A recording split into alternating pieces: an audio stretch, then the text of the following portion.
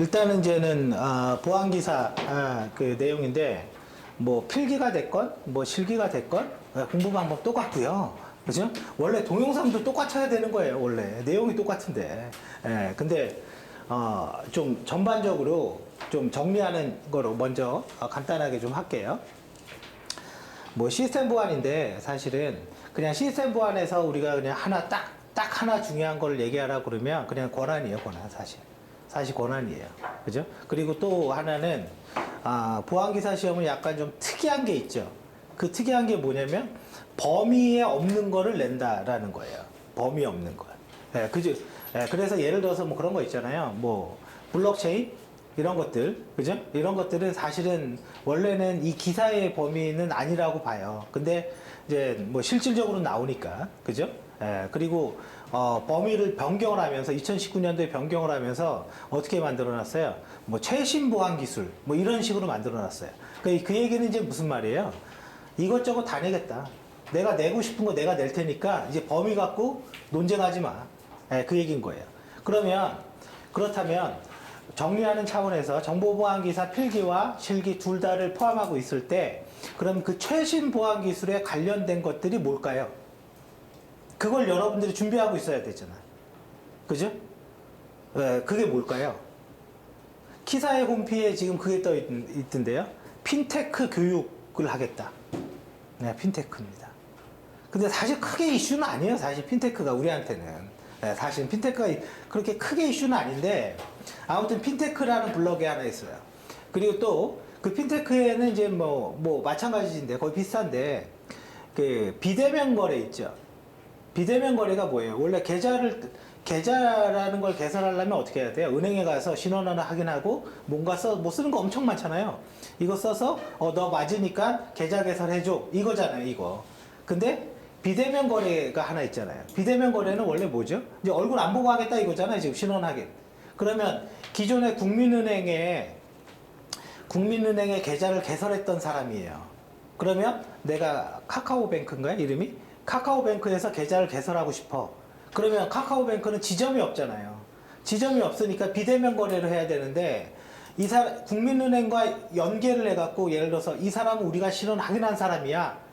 이렇게 해주면 그 비대면 거래의 어떤 문제점을 좀 해소할 수는 있겠죠.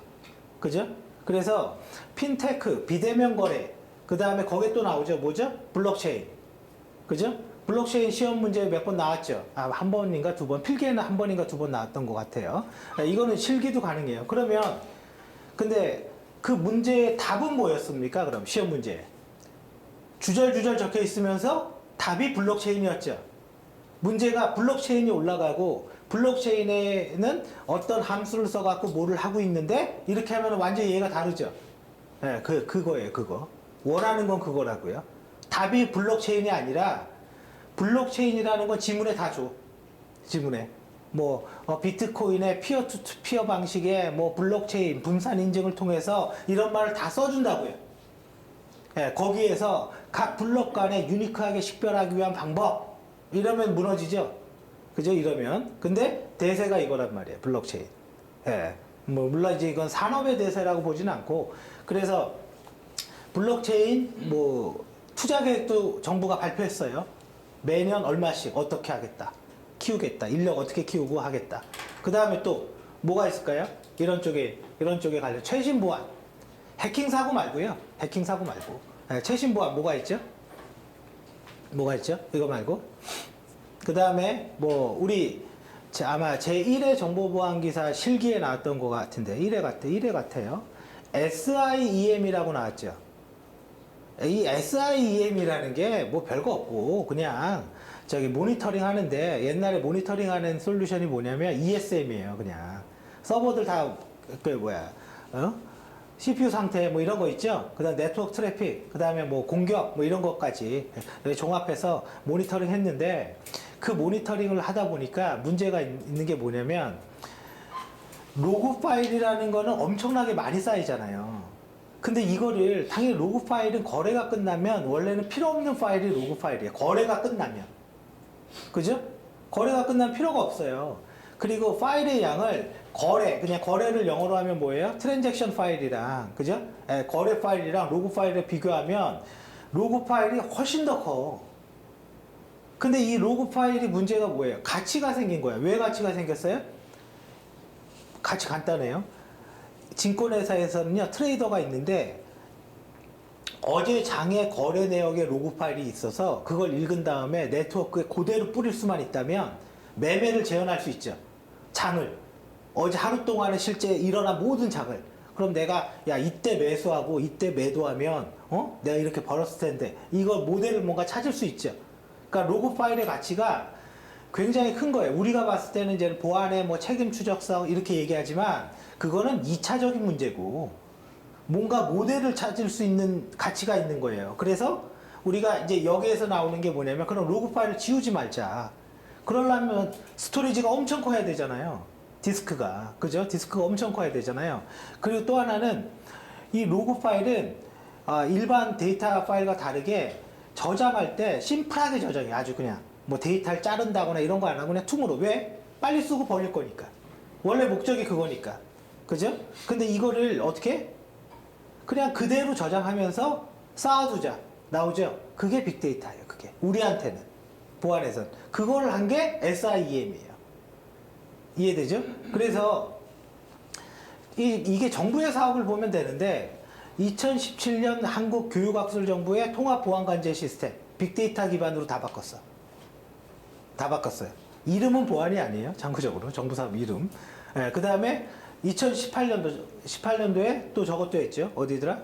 한국지역정보개발원에서 빅데이터 기반의 보안관제 시스템. 그 안에 뭐예요? 뭐 얘는 이름에 딱 적혀 있죠. 빅데이터라고. 그죠?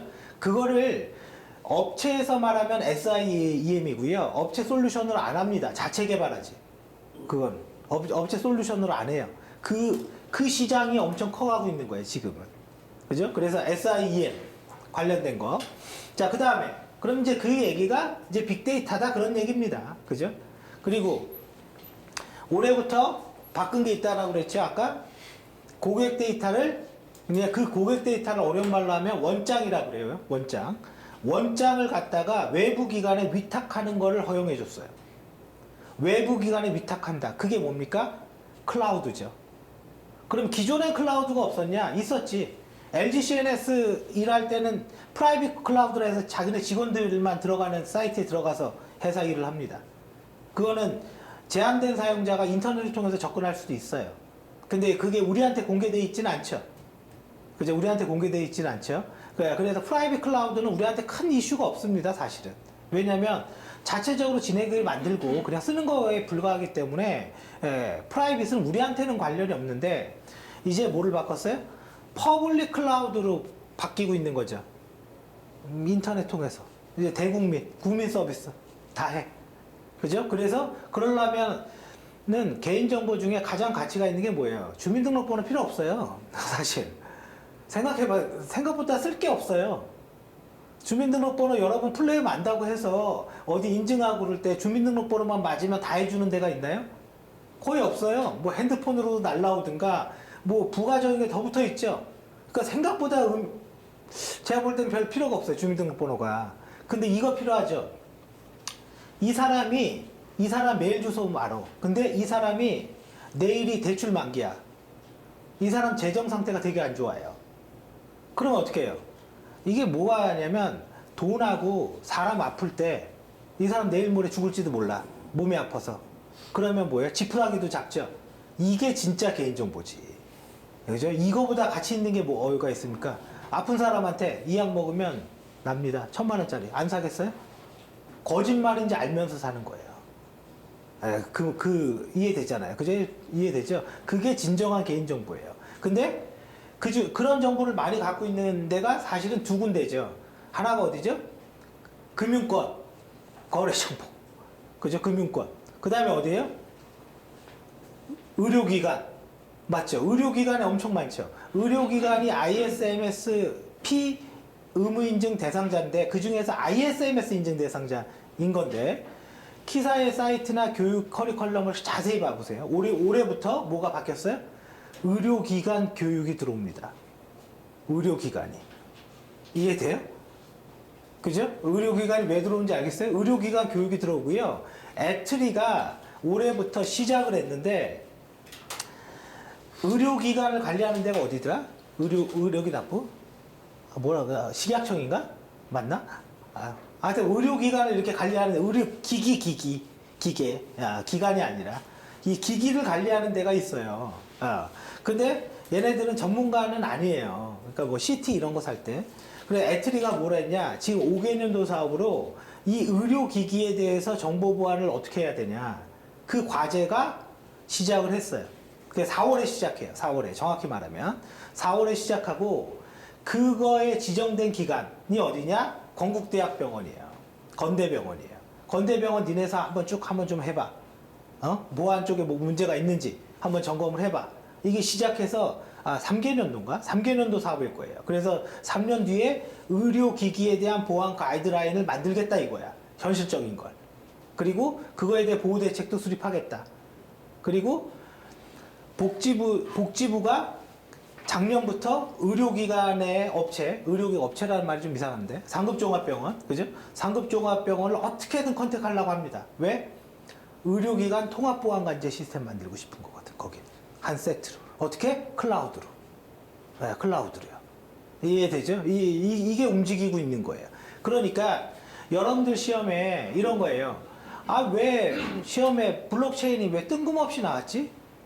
왜 클라우드가 뜬금없이 나왔지? 이게 아닌 거예요. 이게 보안기사 시험이 필기나 실기나 짜증나는 게 하나 있는데, 필기는 그나마 괜찮아. 왜냐면 아까도 얘기했지만 답이 블록체인이야. 그러니까 그런 걸 별도로 공부 안 해하고 그냥 대충 봐도 이거 블록체인 아니야? 이렇게 알 수 있는 것들이 많아요. 근데 실기는 이 블록체인을 올려버리면, 문제 지문으로 줘버리면 그 아래 걸 쓰면 굉장히 어렵죠. 그리고 이게 트렌드죠. 그죠? 그러면 요거 하나. 그 다음에 아직까지는 나오지 않아서 뭐 당분간은 영향이 없을 것 같긴 한데, 여러분들한테 만약에 이제는 그 실기 시험을 이렇게 준비를 하면, 최근에 그러니까 키사 사이트를 잘 봐보세요. 키사나 사실은 공공 사이트를 잘 보면 돼요. 그러면 얘네가 지금 뭘 하고 있는지가 보인다고요, 사실은. 그런 것들이. 그러면 자, 이제는 해킹이나 이런 사건 사례, 뭐 지금 최근에 뭐 뉴스 있나요? 뭐가 취약해서 난리다, 뭐 이런 거? 어디에서 뻥 터졌다. 일단 없죠. 어디에서 뻥 터졌다. 그죠? 어디에서 뭐 개인정보 뭐 몇만 건이 뭐 유출됐다. 뭐 이런 거 생각보다 없죠. 그죠? 생각보다 없어요, 사실은. 지금 뉴스 나오는 게. 그죠? 뭐 옛날에는 뭐 북한이 뭐 어떻게. 그리고 비트코인에 대해서 공격을 하려는 거는 감이 오죠. 맞죠? 돈 추적이 안 되는데 그것처럼 좋은 게 어디 있어요? 내가 해킹해서 갖고 오건 정당히 벌건 추적이 안 되면 뭐합니까? 현금화 시키기 딱 좋은 거지. 그죠? 완전 세금도 안 내고 완전 대박이거든요, 그거는. 그러니까 당연히 거기는 뭔가가 있어. 근데 그게 이름이 아직 안 붙어져 있어요. 타이틀이. 그리고 아마존이나 이런 데 클라우드로 가면, 클라우드라는 게 이거잖아요. 인터넷에 있는데 내가 이용해서 쓰겠다, 그거잖아요, 한마디로. 그러면 어떤 사이트건 건물에는 건물주가 있잖아. 그것처럼 우리한테 뭐가 있어야 돼요? 관리자 기능이 있어야 되죠. 그죠? 그러면 이 관리자에 대해서 보안을 하려면 어떻게 해야 되죠? 이 사람의 IP가 아니면 관리자 페이지 못 들어가. 이거 어떻게 해야 됩니까? 이거 중요해 보여요? 엄청 중요한 거예요. 한 번도 안 나왔어. 필기 아무것도 아니라니까요. 아파치에서 관리자 페이지, 내가 등록된 사용자가 아니야. 그러면 로그인에 들어가면 퍼미션 디나인 이렇게 뜬단 말이야. 뭐 혹은 인증을 받으세요, 뭐 이렇게 뜬단 말이에요. 그거 설정 어떻게 하냐고. 그겁니다, 그거. 그거. 왜? 그런 사례는 작년에도 엄청 많거든요. 관리자가 해킹을 당해서. 결론은. 그죠?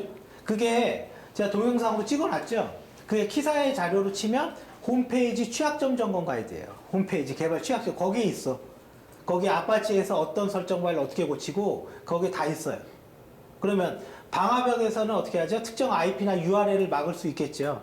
그죠? 그 막는다라는 건 뭐예요? 야, 니네만 들어오고 나머지는 안 돼. 이거잖아요. 그죠? 그러면 요 말에서 느껴지는 게 뭐예요? 아, 저거. 화이트 리스트로 방화벽 정책을 어떻게 설정해야 되냐. 화이트 리스트로. 여러분들이 실제 방화벽은 쉬워요. 왜? 그냥 웹페이지에서 누르면 돼. 허용할래? 한글로 써 있어요. 허용, 거부. 윈도우 방화벽이랑 똑같아요. 윈도우 방화벽 특별한 공부 안 해도 되죠? 특별한 공부 안 해도 누구나 쓸 수 있는 거 윈도우 방화벽 아니에요? 메뉴만 잘 찾아 들어가면? 그럼 인바운드, 아웃바운드 그 말만 알면? 그러면 등록한 다음에 IP 막어, 포트 막어 이거잖아요 지금. 그죠? 실제 상용 방화벽도요 마찬가지입니다.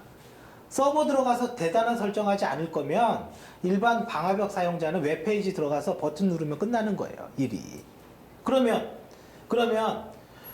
그렇게 하면 원래는 시험 문제를 낼 수가 없어 사실은.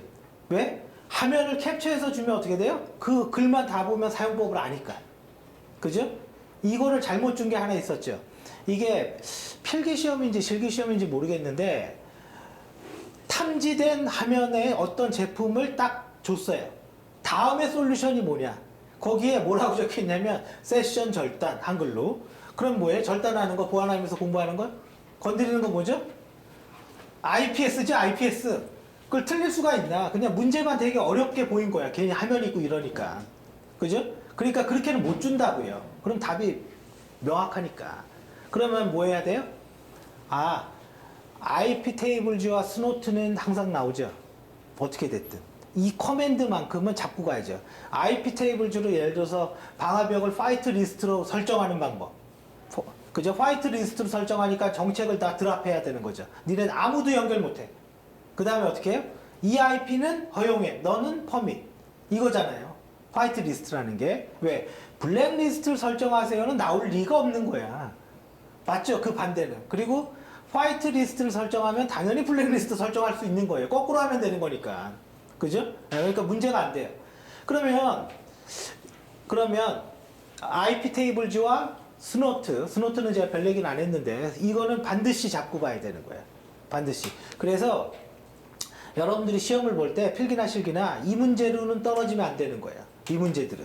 이 문제는 내가 나머지 뭐 이상한 거 냈어? 어쩔 수 없어. 근데 이 문제는. 그리고 또 뭐가 있을까요? 이거와 관련된 게 아까 큰 제목으로는 클라우드라고 얘기했는데 클라우드의 핵심은 뭐예요? 버추얼라이제이션, 가상화죠. 그래서 가상화 서버를 기동하세요 뭐 이런 말이 있잖아요. 그죠? 그러면 우리가 이제는 이 가상화가 뭐냐, 그리고 또 하나 이거와 관련된 거 망분리죠. 네, 망분리예요. 그러면 아까 화이트 리스트에 대한 정책, 화이트 리스트에 대한 방화벽을 설정하는 정책. 그럼 여기에 사실은 뭐가 하나 더 필요하냐면 그거는 우리도 단점이에요. 사실 왜냐면 그게 아주 키는 아니어서 뭐 그렇게 얘기는 안 했는데 그게 뭐냐면 버추얼랜을 구성하는 방법이 필요할 수가 있을 것 같아요. 그러니까 그거는 여러분들이 나중에 뭐 지금 당장 뭐 예를 들어서 필기시험 할 때는 신경 안 써도 돼요. 왜? 하나 틀리면 되니까. 근데 실기를 할 때는 이 버추얼랜을, 왜 우리는 1에서부터 4의 시험 문제에서는 라우터를 어떻게 설정하냐 이런 게 많았는데 라우터 어떻게 하든 앞에 방화벽에서 다 하면 돼요. 그냥 접근 권한하고 그런 거는. 그러니까 버추얼랜을 설정하는 방법은 꼭 확인을 해보세요. 그건 우리도 부족해요. 그건 제가 알아요. 그건. 그래서 버추얼랜은 알아두시고, 그리고 망분리는 얘기했죠. 자, 그 다음에 망분리는 법률적 요소도 중요하죠. 그죠? 누가 망분리 대상자냐? 이거 그냥 누가 봐도 그냥 중요해 보이잖아요. 자, 이렇게 왜 얘기를 해주냐면요. 필기와 실기를 딱 이렇게 보면 사람들이 끝나면 실기는 어떻게 해야 됩니까? 실기는 먼저 공부한다고 유리한 게 아닙니다. 내가 한 2달 열심히 해야지? 이거 아니에요. 내가 봐야 될 목록이 일단 명확해야 돼. 그리고 나서 일주일만, 그렇다고 일주일 하라는 얘기는 아니고, 일주일만 정말 제대로 외우면 해결이 된다고요. 근데 이 목록이 자꾸 빠지는 거야, 내가. 이게 빠지면 안 돼요. 물론 100%는 누구도 못해. 근데 약속을 하는 거죠. 지금 내가 말한 것들에 대해서 떨어지면 그거는 허용이 안 되는 거지. 그죠? 근데 우리가 미처 생각하지 못했던 뭔가가 있는데 그거 안 됐어. 어쩔 수 없지. 그죠? 어떻게 모든 경우의 수를 다 합니까? 아, 그거는. 그러니까 그렇게 차단해 가야 돼요. 그래서 여러분들한테 여러분들이 공부할 때 보통 필기 공부할 때 끝날 때쯤 되면 어떻게 업무 물어봅니까? 실기책은 어떻게 해야 됩니까? 이거죠? 그죠? 이거. 여기에다가 메모 잘해서 포스트잇 붙이고 이거로 끝내라고요. 그럼 나머지